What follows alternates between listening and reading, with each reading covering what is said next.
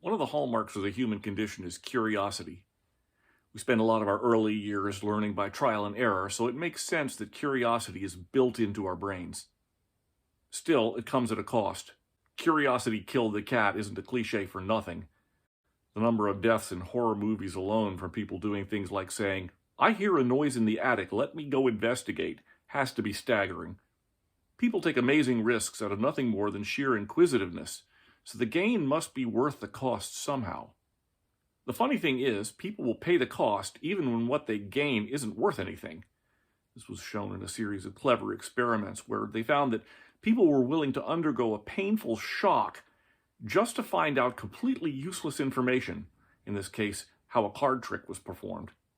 The cleverest part of the experiment, though, was that the test subjects were told ahead of time what their chance of being shocked was. So they had a chance to sit there and weigh, how much is this information actually worth to me? What they found out is that when people were told that they had a 50% chance of getting shocked, they still were curious enough to take the risk. Here's what the authors wrote about this. Curiosity is often portrayed as a desirable feature of the human faculty. However, curiosity may come at a cost that sometimes puts people in harmful situations. Here, using a set of behavioral and neuroimaging experiments with stimuli that strongly trigger curiosity, for example, magic tricks, we examine the psychological and neural mechanisms underlying the motivational effect of curiosity. We consistently demonstrate that across different samples, people are indeed willing to gamble, subjecting themselves to electric shocks to satisfy their curiosity for trivial knowledge that carries no apparent instrumental value. The researchers added another neat twist, which was to use neuroimaging techniques to see what was happening in the curiosity-driven brain, and they found some overlap there between another major human driver. This influence of curiosity shares common neuromechanisms with that of hunger for food. In particular, we show that acceptance, compared to rejection, of curiosity-driven or incentive-driven gambles is accompanied by enhanced activity in the ventral striatum when curiosity or hunger was elicited, which extends into the dorsal striatum when the participants made a decision.